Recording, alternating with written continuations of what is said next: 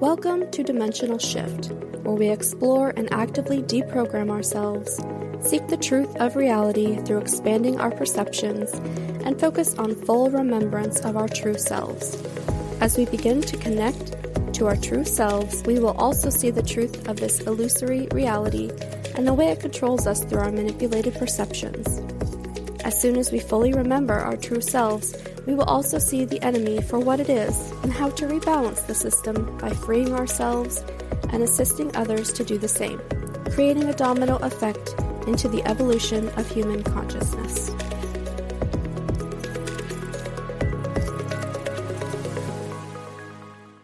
Welcome back to Dimensional Shift. It's Tuesday night. I was sick over the weekend and I didn't get an episode out yesterday, but the energy is really peaceful tonight, so I thought I would go ahead and record an episode.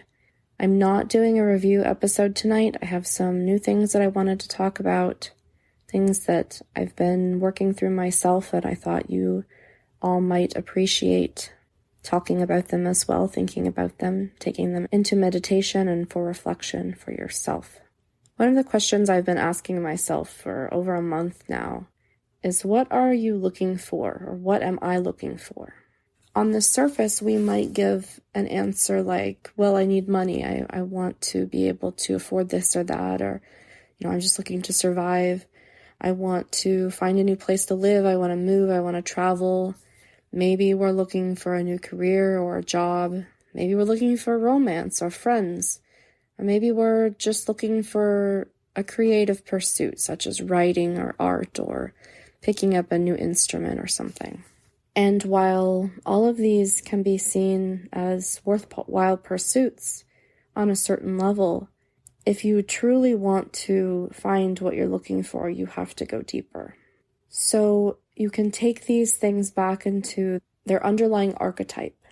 So if you're seeking money for bills or a house or a new job, perhaps you're seeking security. Maybe it's a sense of peace that you're looking for, that everything's going to be okay.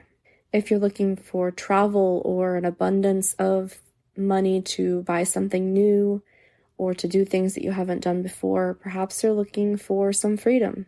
If you're looking for romance or friends, maybe you're looking for love. If you're looking for a creative pursuit, a new career, maybe you're looking for some joy. And if you're looking, again, for friends, maybe you're just looking for connection. The irony of all of this is that none of these things can be found in the world. They can be expressed in the world, but all of these things have to be found within yourself. There's a definition of worldly that I stumbled upon reading a couple of nights ago. And sometimes when we hear the word worldly, we think of, at least I thought of, cultured and know things about the world. But the definition that this author gave was talking about worldly being someone who seeks through the world, in the world. They don't take the time to find the answers within. If we're so focused on the external and we don't take the time to ask the big questions of ourselves, then we're always feeling unfulfilled because we cannot be fulfilled through the world. The world is not meant to fulfill us. It's supposed to be an expression of who we are on our deepest levels. The unfortunate part is that right now, most people are stuck in the labyrinth of the mind. You ask somebody what are they looking for, they tell you they want money. But that's not actually what they're looking for. They're looking for the deeper things, but they don't even realize that those are the things they're looking for. And so the labyrinth of the mind is a really good visualization of the way that I've been going through this past year. So life has cycles, and they say that if you don't heal something, then it will cycle back around to you. And that's very true. Because if you think of a labyrinth, not all labyrinths are circles, I don't think, but unless that's just considered a maze. But a labyrinth I always visualize as one of those circle mazes with a center. You're looking for the center. So the labyrinth of the mind, you start on these outer edges. You start by thinking, I want money, I'm not fulfilled. I want a new house, I want to move, I want to travel. You're on the outer edges of the labyrinth. And after so many things of telling yourself, well, this will be the answer, you realize you're not finding the answers. You never feel fulfilled. And you never find that sense of peace or the freedom or the love that you're seeking. So then you're ready to go into the next layer of the labyrinth. And you may start seeking answers within. If you're here, hopefully you're seeking answers within. And you may come to the idea, well, okay, I just really want my suffering to end. I want to find someone who I can connect with on a really deep level, or I just really want to express myself. You get down to those archetypical things. Eventually, if you keep going into those inner layers, and that does require that you get really, really brutally honest with yourself about your trauma, about your beliefs, about the way that you keep the world at bay, and you prevent all of those things, and primarily that you prevent yourself from seeing yourself, from perceiving yourself directly. The inner self, not the outer self, but the inner self. Eventually you get toward the center of the labyrinth. And some of us have been seeing glimpses of the inner self. We've been experiencing non-duality. We've had experiences directly with God. We have a deep connection with our true self outside of the matrix. And we have begun to get towards the center of the labyrinth. So when you get down to these archetypical ideas of the things that you think you're searching for, if you're searching for peace, if you're searching for love, if you're searching for freedom, joy, or connection, all of these things are found within yourself. From my experience, peace is found through realizing that you can never actually be harmed. And this isn't your physical body, this isn't your emotional body, or even necessarily your mental body. It is that deep, eternal self that you have to connect with and perceive with directly. It is the God mind perceiving your true self and realizing that, yeah, the body is going to die eventually. If it's going to die eventually, number one, why worry about it? And number two, what part of me isn't going to die? There's something there, if you're willing to look at it and delve deep enough for it, there's a part of you that won't die. Connecting to that is how you find that peace. It's very much about non-attachment to the world, non-attachment to the ideas that you think you are, the body, the mind, the emotions, all of that. When I say mind, I'm thinking primarily of egoic thoughts. If you find that you're seeking love, explore the ideas of unconditional love. If you're seeking romance, if you're seeking friends, there's an aspect of yourself or lots of aspects of yourself that you're not willing to love unconditionally.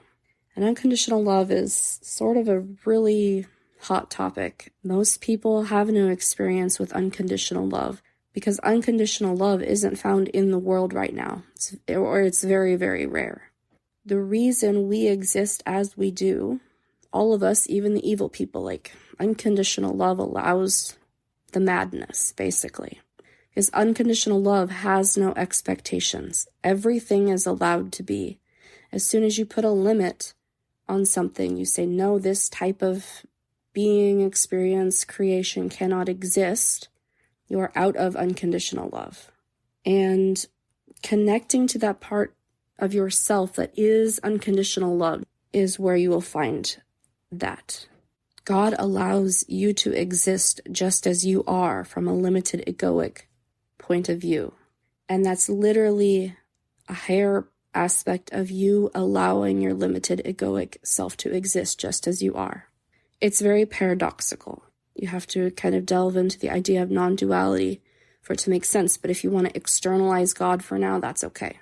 But just as God allows you to exist just as you are, so too do they allow everything to exist just as they are, unconditionally. Freedom is found by not letting others put expectations on you.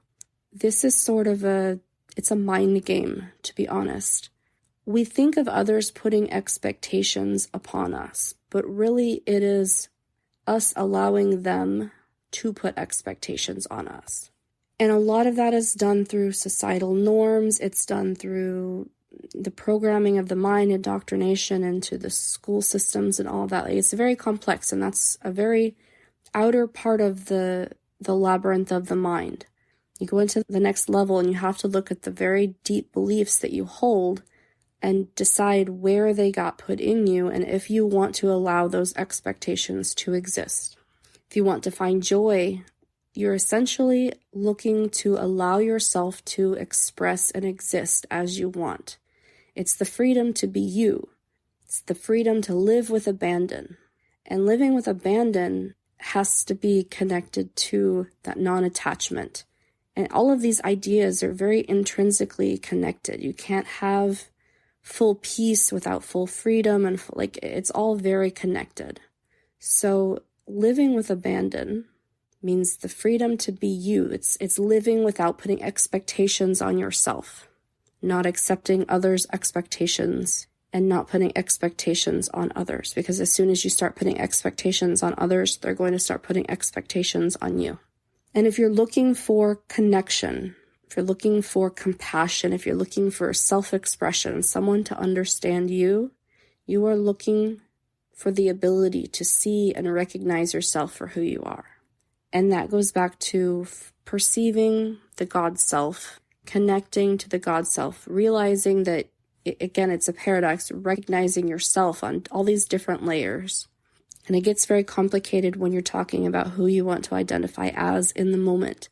I have moments where I can identify with the God self, and then I have moments where I'm very much back in the egoic, limited self.